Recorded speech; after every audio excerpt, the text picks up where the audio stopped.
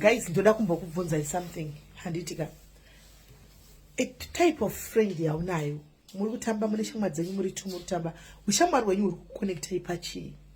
Makambogara pasi mukachibvunza here pamunoita pamune mafriends enyu muri two kuti ushamwari hwenyu uri kuconnectai pachii. Makawirirana pachii kuti friend yangu itinowirirana muri kuwirirana pachii. Munoziva kuti pane kumwe ushamwari kuti vanhu vanowirirana pakuroya. Kuwirirana pakuroya chako chaiko kuroya chako chaiko. Ushamwari usingavaki. Ushamwari usina chaunobenefita wokuti kunyangirana kuteyana chete because uroyi wega wega unenge uripo. Pakangomiririgwana kuti pakangoita chakangodai so chete zvinobva zvataka kubvondorana zvinobva zvataka kuburiswa. Ushamwari wakadaro wakaipa. Poita ushamwari wokuti vanhu vanowirirana because vane one thing in common. Vanhu vakavenga munhu one, so they partner, they come up together, vosangana voungana kuti vaite ufriend wokuti vakwanise kuparadza munhu iyeye. Ushamwari hunenge wakanaka here? Ushamwari usina kumira zvakanaka. Kwaita ufriend wokuti munenge muchizoona kuti ushamwari hande tinotsvaga mari. Shamwari ndekupi kuwana dhiri remari hande tinotsvaga mari tonotingarira masei. Handi tichii chiri kuitisa mari iko zvinoizvi. Ushamwari hwakanaka here? Kwaita ushamwari wokuti iwewe ndiwe uri kunyengerera friendship because maybe friend yako iyi ine mabenefits akawanda, ine zvainazvo. So iwewe you know kuti by having such a friend you are benefiting from that friend. But iwewe ushamwari wako chao chao hausi kune munhu uyu. Une shamwari yako inoti ndo shamwari yangu uyu aiwa benefits. Pane benefits anenge aripo. Ushamwari hwedu unotisanganisa pachii.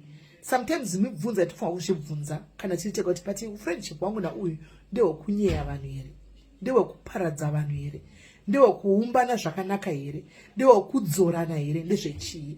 Paupenyu handiti tinotaura kuti vanhu tine chiti toda mafriends. Friend ngaive friend inokudzora paunokanganisa.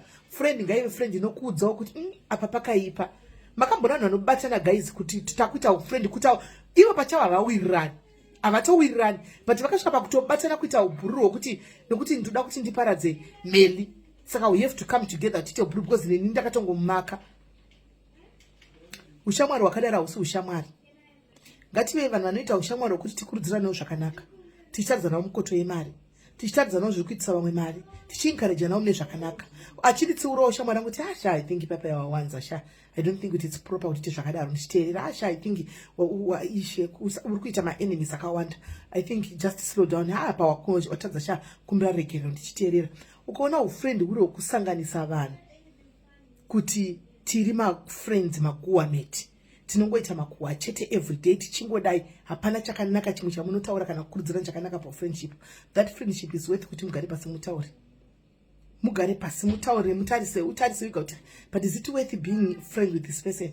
Ufriend hwokuti iwo woita wakadaiso inoita ndakadaiso. Kune vanhu chaivo vakuru vanotoita friendship wakadaro wokuita wokuparadzana kuita toita ufriend hwokuti hapana chinobatika chinotaurwa ipapo, chinovaka chinotaurwa ipapo. Ndosaka ndizoti handite friend, handite zvangu friend, ndoita maacomplices andosangana nawo mukufamba imomo. Friend zvaizvo ndizvokushaya. But zvisinei guys, mune mafriends enyu nefriend dzako dzaunadzo, is it worth that friendship yamuinayo? Muve nesaturday yakanaka vadikani. Mwari akuitire zvakanaka. God bless you.